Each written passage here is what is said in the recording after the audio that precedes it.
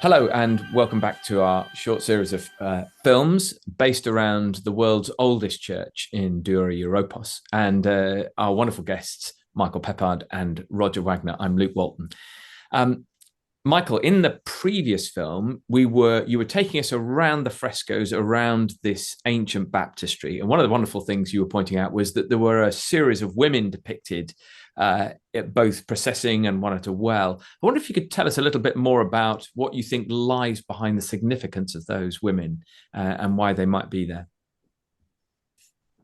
Well, these processing women are definitely the centerpiece of the artistic program. Their feet, their procession of 5 pairs of feet, are all we have from the eastern wall of the church.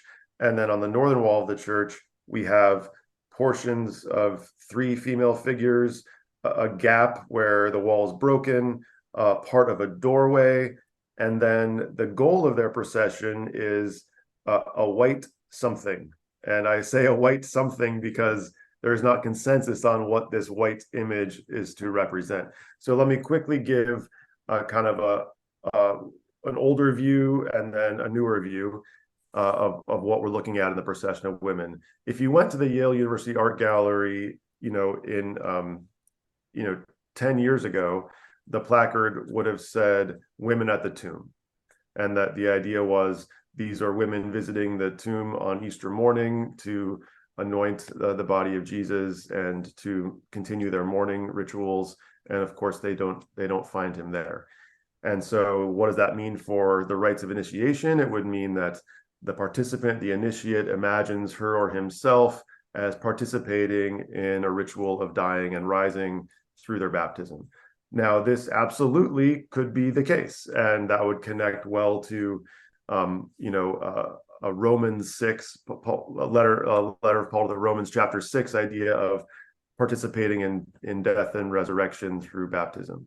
Now, a couple problems with this. The reason why it was never an open and shut case: one, that idea, that interpretation of baptism was not in any way universal in the 3rd century of Christianity. And in fact, it was rather a minority view of understanding what baptism was. They had many, many more understandings, especially new birth, especially illumination, and especially marriage, as if like joining into a marriage covenant. So these are more prominent images. And that was one reason that I started to look into it more deeply.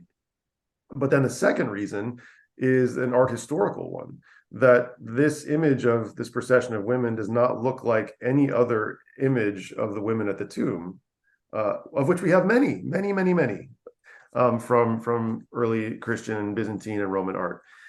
But what it does look like, if you just were to show this to an art historian of Greek art or Byzantine art or Roman art, they would say it looks like a wedding. Women veiled, dressed in white, carrying torches.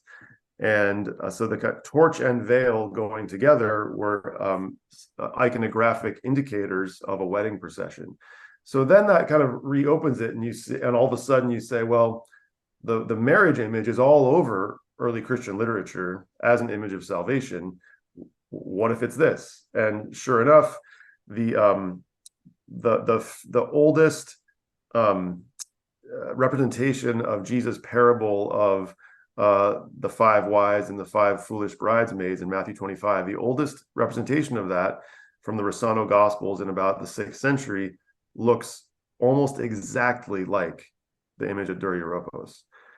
So I used those two ideas, the fact that the dying and rising interpretation of baptism and the art historical discontinuities, I use those two ideas to say, let's reopen the whole question.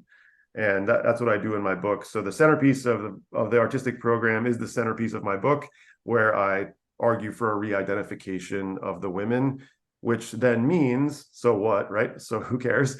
What that means in the end for the reader is that the main image of salvation in the room is not a dying and a rising. It's a marriage.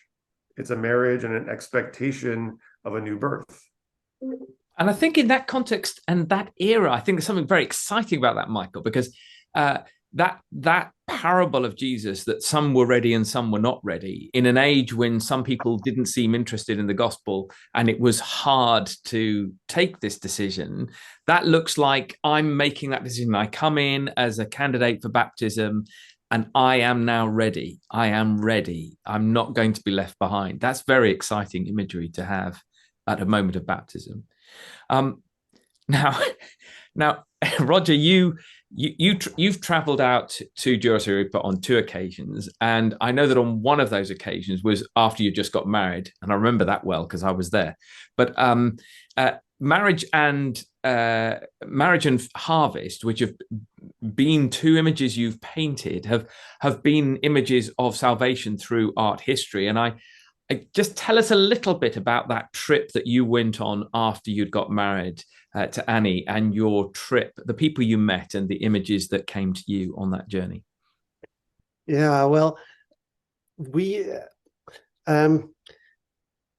Dura is right on the edge of the desert. So you go through the whole sort of Syrian desert, is why we're, that was in an earlier thing I talked about the dust storm when we were the sandstorm when we were there, but the Euphrates, which it's also on the edge of, this sort of great wide river which sort of floods on either side. So you get this incredibly rich, it's very dramatic. You get, the desert cliffs stop, and then suddenly you get this beautiful kind of rich agricultural land. And when we were driving to it, or actually from it, from Dura Europos, which is the contemporary city just near it, it was just in the middle of the barley harvest, and so it was just like a scene from the Book of Ruth, when you had this sort of huge communal fields with everyone with their sort of scythes out, and they were incredibly friendly sort of people. Whenever we sort of stopped, it wasn't a question of you didn't want to take photographs. Everyone wanted their photograph to be taken and would line up and wanted to be drawn. And there was a lovely schoolmaster there with Sliman Abud who'd invited us into his school and gave us sort of cups of tea and got his pupils to pick some fruit for us. So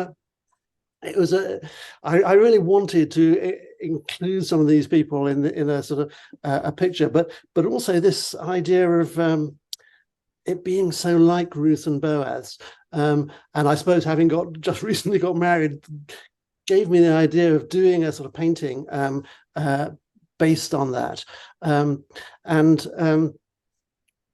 I suppose that also at the back of my mind was the Isseos, this character I've been talking. The 7 songs for Isseos has been it was the sort of title I've given to this sort of sequence of poems. And Isseos, as Michael was saying, might be a form of Jesse, and the root of Jesse was Ruth and Boaz. So I did this painting of a big sort of painting based on that harvest scene of Ruth and Boaz, and I put myself and Annie in the center of it as Ruth and Boaz, and then I wrote a poem about it. Let's hear that poem. This is poem 6, Ruth and Boaz. In this great golden field of the world, where humankind must labor through the day and take whatever wages have been earned with no chance to decide the rates of pay, the dispossessed who at the margins glean whatever is discarded, waste and free, must hunch and stoop and try to stay unseen beyond the field of what the world can see.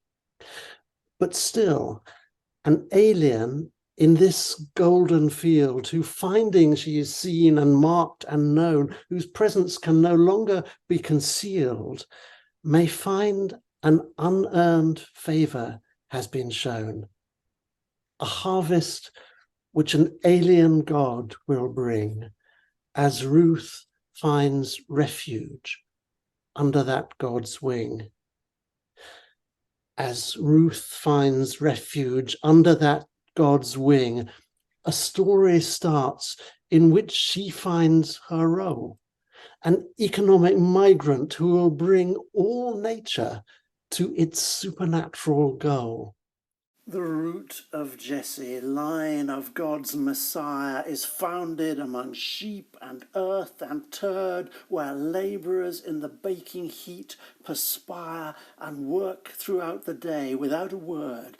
The smile of one who, owning only hope, will find her treasure in another's face.